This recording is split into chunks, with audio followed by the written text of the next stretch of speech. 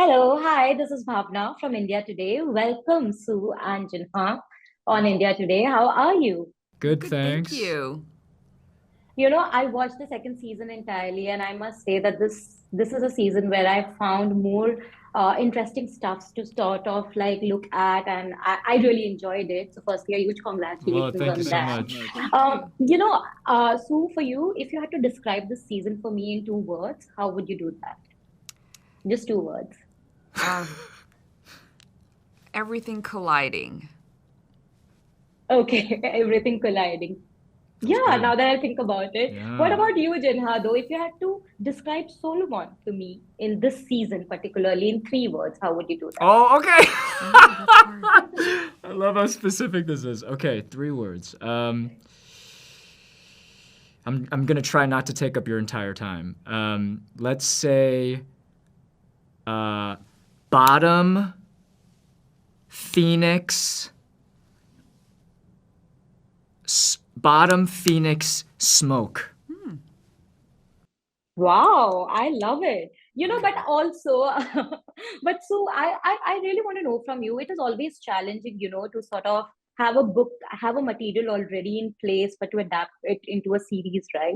Which also means that there are certain creative liberties that you have to take to be able to sort of bring it to celluloid or bring it to screen. But where do you draw a line that, okay, fine, this is something that I want to take a creative liberty about? Because you know that books fans of book will always come at you when they see what is there on screen. So how do you sort of decide and take those decisions?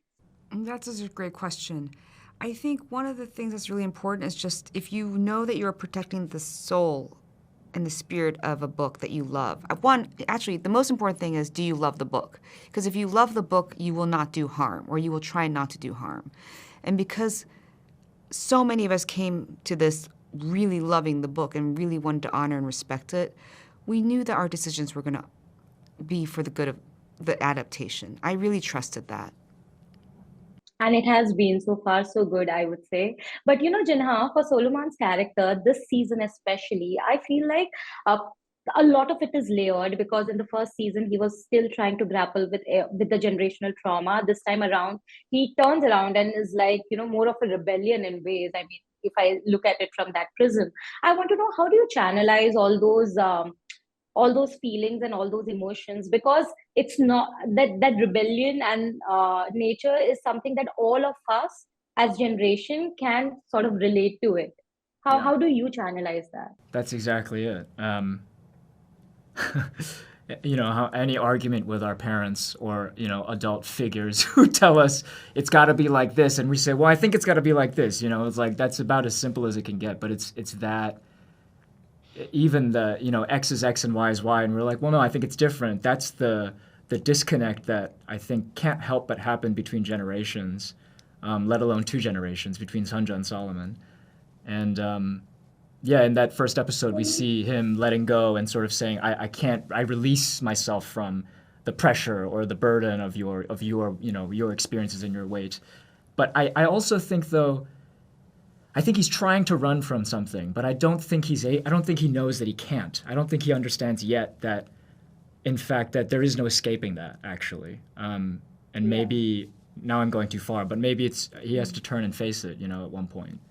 But in season two, we see No, his. I Sorry. I completely agree. What I really liked about this entire season, and especially the dynamics between you and Sanja, was the fact that both of these generation deal with things so differently. A scene in the mart where you are shouting at someone for the racial comment that he makes, while Sanja is more like, calm down. It's Yeah. okay. We should let it go.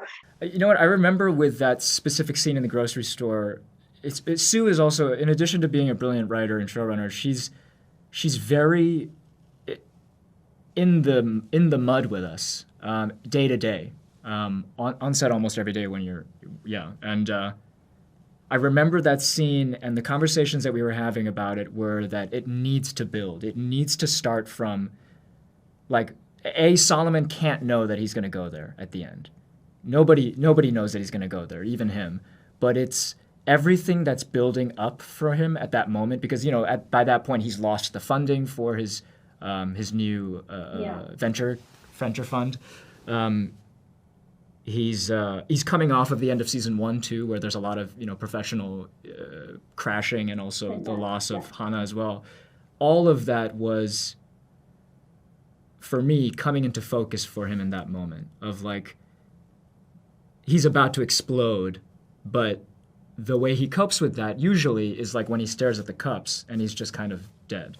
That's where he would prefer to be. That's his sort of what he's familiar with. But then it's suddenly this unexpected altercation with this the person at the deli that, surprising him, I think even it really sparks him. And I forget your question, but yeah. No, but I think you answered it. How do you Okay. sort of like prepare yourself for roles like that? But I think I don't have Injustice, so much time. experiences of justice and experiences of racism and microaggressions throughout our lives. From your questions, like, you get it. I understand. I mean, we all come from a place where we have seen racial discrimination. So if we don't get it, who will? Thank you so much and all the very best.